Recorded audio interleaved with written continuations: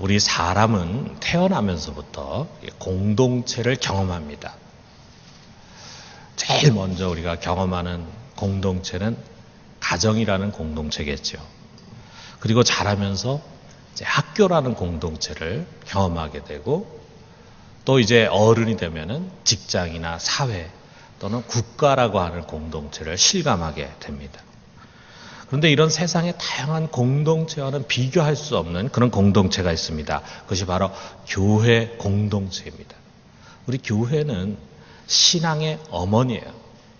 옛날에 교부 시프리안이라는 사람이 이런 말을 했습니다.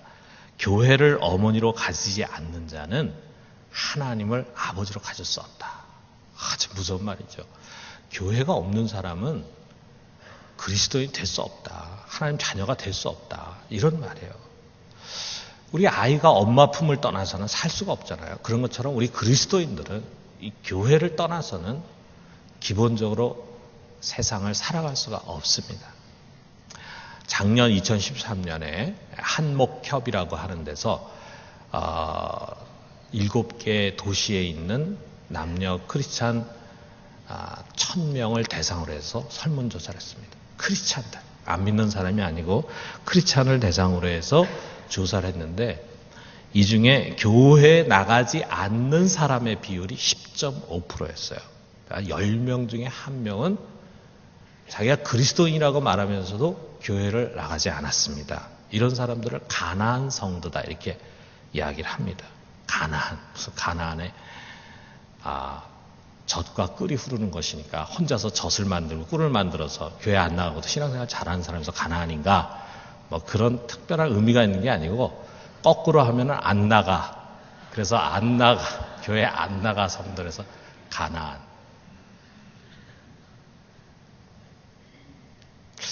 자, 우리 사회에 10명 중에 1명이 자기는 예수를 믿는다 하는데도 교회를 안 나간다.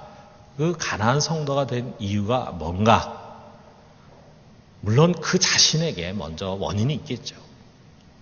그러나 우리는 항상 교회 문제가 없는가? 이걸 우리가 돌아봐야 됩니다. 교회가 교회다움에서 멀어지게 되면은 자연히 교회에 정착하지 못하는 사람, 자기는 신앙이 있는데 도대체 이 지상에 있는 교회가 이 신앙과 너무나 괴리되어 있는 모습이다. 이렇게 생각하는 사람들이 자꾸 많아지게 된다 이거죠. 여러분, 교회는 건물이 아닙니다. 또 조직이나 체계, 시스템이 아닙니다. 교회는 사람이에요. 우리 믿는 우리들이 바로 교회입니다. 내가 바로 교회고 우리들이 바로 교회입니다. 교회 건물이 그럴듯한 교회가 좋은 교회가 아닙니다. 시스템을 잘 갖춘 교회가 좋은 교회가 아니고, 교인 수가 많은 교회가 좋은 교회가 아니에요. 그 교회 교인들이 좋은 교인들이어야 되고, 그 교회가 지향하는 공동체성이 건강한 교회가 바로 건강한 교회입니다. 그런 점에서 오늘 이 말씀을 통해서 교회다움, 여기에 대해서 두 가지만 우리가 생각해 봐요. 첫째로, 교회는 다양한 사람들이 모여서 동등함을 이루는 공동체다라고 하는 거예요. 자, 이게 13절을 우리가 한번 보면은, 우리 같이 한번 읽어봅시다. 우리가 유대인이나 헬라인이나 종이나 자유자나 다 한 성령으로 세례를 받아 한 몸이 되었고 또 다 한 성령을 마시게 하셨느니라 그랬어요. 여러분, 교회는 모든 사람들에게 열려 있어야 되고 열려 있습니다. 그러다 보면은 다양한 사람들이 교회 안으로 들어오게 되는 거죠. 그래서 교회 안에 들어와서 공동체 구성원이 되는데, 공동체 구성원이 되는 조건이 뭐냐? 조건. 박사학위를 받은 사람이 교회에 교인이 될 수 있습니까? 회비를 많이 내는 사람, 헌금 많이 내는 사람, 또 많은 좋은 아주 유용한 은사를 갖고 있고 시간을 내서 봉사를 많이 할 수 있는 사람, 그런 사람이 교회의 공동체 회원이 될 수 있는 조건이냐면 그게 아니에요. 너무 간단합니다. 세례를 받는 것입니다. 세례. 우리가 세례를 받음으로 교회의 구성원이 되는 거예요. 먼저는 우리가 성령의 세례를 받습니다.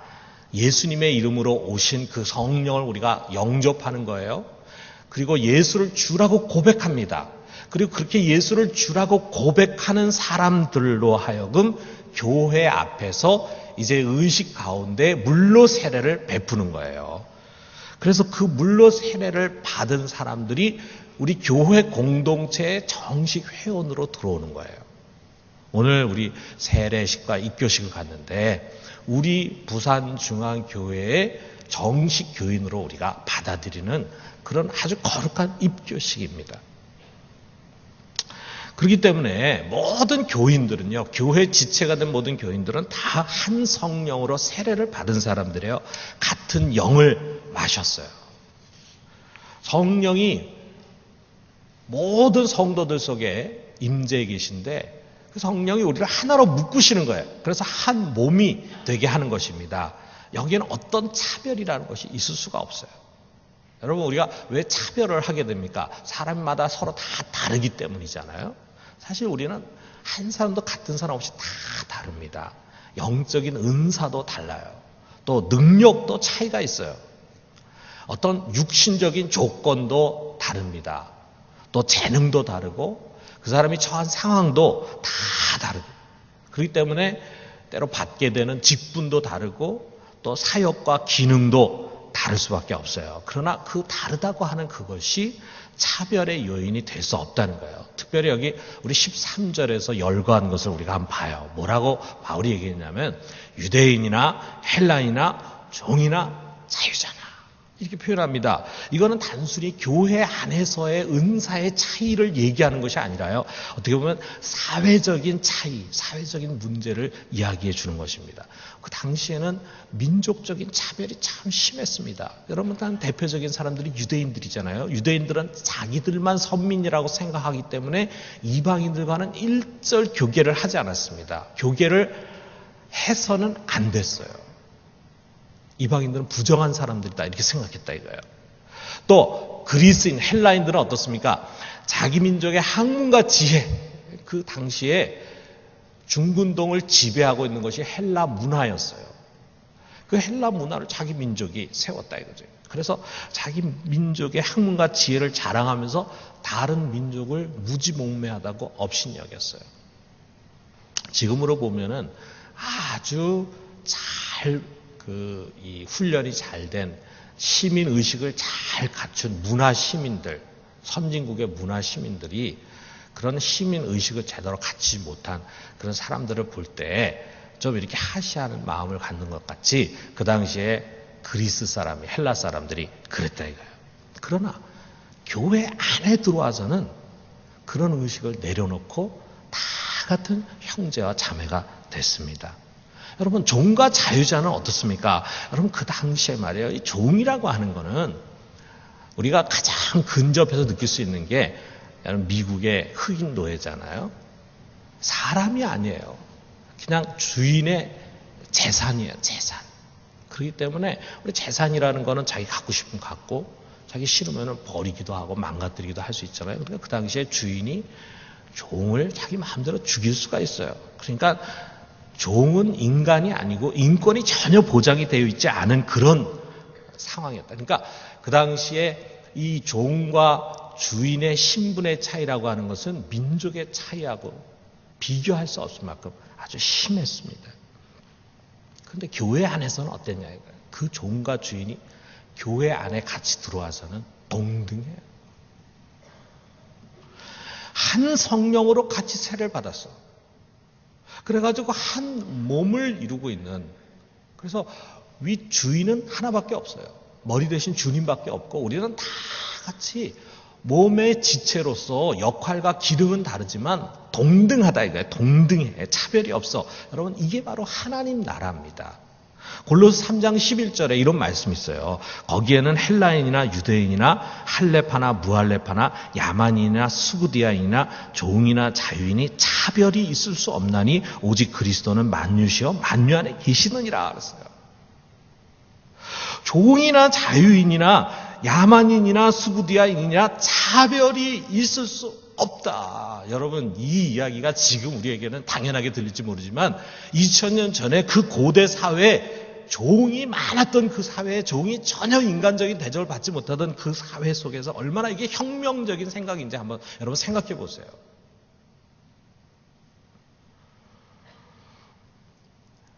사회 속에서는 어떻게 할 수 없지만 적어도 교회라고 하는 울타리 안에 들어오면은 하나님 말씀을 따라라. 그 하나님 말씀 뭐냐?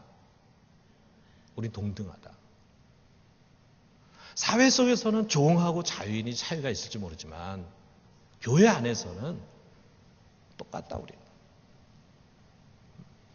그래서 그 당시에 자유인이었던 퍼페투아라고 하는 여자가 노예였던 펠리키타스와 함께 손에 손을 잡고 원형 경기장에 순교당하기 위해서 들어가는 모습이 거기에 있는 사람들을 굉장히 충격스럽게 만들었다.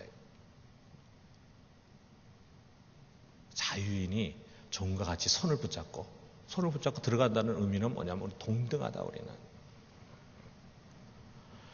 여러분 이처럼 고대 교회는 굉장히 라디칼했습니다. 우리 라디칼하다라고 하는 말이 급진적이다라는 뜻도 있지만 근원적이다, 근본적이다 그런 의미가 있잖아요. 그리스도 안에서는 모든 사람이 다 동등하다, 차별이 없다라고 하는 하나님 나라의 근본적인 가르침을 교회가 실천하려고 할 때 차별과 분열로 왜곡되고 찢겨진 사회가 도전을 받는 거예요. 그리고 그 도전을 받으면서 하나님 나라를 닮아가려고 하는 공의로운 사회로 변해가는 거예요. 여러분 이게 바로 교회의 생명력이고 이게 바로 세상을 움직이는 힘입니다. 근데 유감스럽게도 후대 교회들은 이런 가르침을 떠났어요. 그래서 교회가 점차로 커지면서 이제 히락시해져. 그러니까 직분 이것을 계급으로 생각을 하고 그러면서 교권주의에 사로잡히게 돼요. 차별이 만연한 계급 집단이 돼요. 교회가. 그러면서 교회가 오히려 사회적인 차별의 진원지가 되더라는 거죠. 우리 기독교 역사를 보면 2000년 우리 기독교 역사, 우리 세계 역사를 보면은 한때는 교회가 정말 이 세상에 차별을 없애는데 앞장선 그런 공동체였는데 그 다음에 들어가서는 교회가 차별의 진원지가 되더라 이거예요. 인종차별과 남성과 여성의 성차별을 정당화하고 노예 제도를 성경적이라고 두호를 해요. 그리고 민족주의에 사로잡혀가지고 민족들 사이에 일어나는 전쟁을 옹호를 합니다. 교회가 교회다움을 잃어버리는 거죠. 예배를 드리고 예전을 갖추고 그리고 사람들이 모이고 그런다고 해서 교회가 아니잖아요. 그게 교회다움의 모습이 아니잖아요. 교회다움은 하나님 나라의 원리를 쫓아서 이 지상 속에 세워져서 운영해 갈 때 그것이 교회다움이죠. 그 교회다움을 잃어버리게 될 때 교회는 오히려 그 사회 거침돌이 되는 것입니다. 여러분 우리가 이것을 명심해요. 교회는 누구나 다 나올 수 있습니다. 백인이나 흑인이나 인종과 관계없습니다. 우리 한국인이나 외국인이나 민족과 관계없습니다. 부유한 자나 가난한 자, 고용주나 노동자, 장애인이나 병든 자, 남녀노소, 성격이 원만한 사람이나 까다로운 사람이나 믿음이 성숙한 사람이나 믿음이 어린 사람이나 누구나 다 교회 안에서는 동등한 형제 자매가 되는 것입니다. 경상도, 전라도에 차별이 있을 수가 없어요. 여당 지지자, 야당 지지자, 보수적인 사람, 진보적인 사람, 정치 이념이 문제가 되지 않습니다. 모두가 다 성령 안에서 하나라. 교회는 철저한 관용과 아울러서 더불어 사는 것을 가르치고 배우는 것입니다. 여러분 여기 21절에 이런 배타적인 사람들이 있잖아요. 눈이 손들어 내가 너를 쓸데없다 하거나 또는 머리가 말더라 내가 너를 쓸데없다 하거나 하지 못하리라. 우리가 이러기 쉽다. 자기만이 옳다고 생각을 하고 자기 중심으로 생각하고 살아가려는 사람들이 많은 사회 그 속에 차별과 갈등이 배타성이 항존하고 그것이 이제 깊은 사회적인 분열과 고를 만들어내는 거죠. 그런데 교회 안에서는요 이런 배타적인 아집을 내려놓는 거예요. 우리가 갖는 배타성이라는 것은 그밖에 없어요. 오직 예수 그리스도만이 우리의 구원자시다. 예수를 믿어야지만이 구원받는다. 이런 것 때문에 우리가 사회 지탄받는 건 어쩔 수 없어. 우리가 감수해야 돼요. 그러나 우리 그리스도인들이 배타적이고 아집에 사로잡힌 사람이 되는 거 아닙니다. 오히려 교회는, 교회 공동체라고 하는 것은 이런 배타적인 아집을 내려놓는 거예요. 서로의 다름을 이해하고 그리고 수용하면서 자기의 부족함을 느끼고 서로의 도움을 필요로 하는 것입니다. 나는 손이기 때문에 발은 아니지만 발이 없이는 이 손이 기능을 제대로 할 수 없다. 저 사람은 나하고 너무나 다른 사람이지만 그러나 그 다름이 나의 부족한 것을 채워준다. 이런 생각을 가지고 우리가 서로를 받아들인다 이거예요. 여러분, 우리 한국 교회가 정말 이 한몸됨의 비밀을 가르치고 실천한다면 우리 사회는 차별과 갈등 그리고 깊은 분열에서 지금보다 훨씬 더 많이 치유받을 수 있을 것입니다. 그런데 우리가 또 하나 생각해야 될 것은 또 다른 한편에서 교회는 차별 대우가 또 있어야 돼요.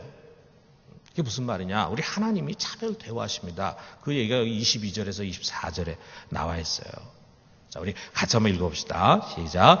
이뿐 아니라 몸에 더 약하게 보이는 지체가 도리어 요긴하고 우리가 몸에 덜 귀히 여기는 그것들을 더욱 귀한 것들로 입혀주며 우리 아름답지 못한 지체는 더욱 아름다운 것을 얻고 우리 아름다운 지체는 요구할 것이 없으니 오직 하나님이 몸을 고르게 하여 부족한 지체에게 존귀를 더하사. 그럼 여기에 지금 여러 가지 표현으로 다양하게 나와 있는 게 있는데 여기 보세요. 약하게 보이는 지체, 덜 귀히 여기는 것, 아름답지 못한 지체, 부족한 지체. 이런 표현들을 봐요. 이런 표현에 해당되는 사람들은요, 사실 어딜 가서나 별로 환영을 받지 못합니다. 오히려 그 공동체 짐이 된다고 생각해요. 국가에도 그런 사람들이 있어요. 그러나 여러분, 하나님 나라에서는 다르다 이거죠. 하나님 나라. 하나님은 이런 소자를 더 요긴하게 세웁니다. 더 귀한 것으로 입히십니다. 그리고 아름다움과 존귀를 더하십니다. 이게 진정한 평등이에요. 그래서 하나님이 모든 것을 고르게 하신다 그랬어요. 이게 진정한 평등이에요. 세상은 이 하나님의 평등을 배워야 돼요. 거기서 사회적 정의가 실현이 되는 것입니다. 이 하나님 나라 속에 있는 이 차별 대우라는 거 있죠. 하나님이 우리를 다 동등하게 여기시지만 그러나 차별 대우하신다. 그 하나님의 차별, 그것이 하나님의 평등이에요. 그것이 사회적인 정의라 이거죠. 그런데 우리가 그 하나님 나라의 원리를 어떻게 배우느냐? 교회를 통해서 배워야 된다. 다시 말하면 교회가 먼저 이 하나님 나라를 실현해 가야 합니다. 이런 부족한 지체들이 교회 공동체 안에서 잘 정착하고 행복하게 신앙생활 하는 교회, 그런 교회가 좋은 교회예요. 이들을 최고로 배려하고 섬기는 교회가 교회다운 교회예요. 여러분, 이런 것이 가능해지려면요, 목사와 목회자들이 막 열심히 이리저리 뛰고 이렇게 해가지고 되는 게 아닙니다. 그런 마인드를 가진 교인들이 많이 있어야 돼요. 먼저 교회 리더들이, 중직자들이 철저히 이런 생각에 젖어 있어야 합니다. 주일날 나도 좀 쉬어야지. 그래서 내가 같이 끼리끼리 모일 수 있는 사람들하고 있는 게 너무 편해. 그래가지고 저 끼리끼리 모여가지고 이렇게 하면서 하려고 할 때 거기에 이런 약한 지체들이 설 자리가 어디가 있겠냐 이거예요.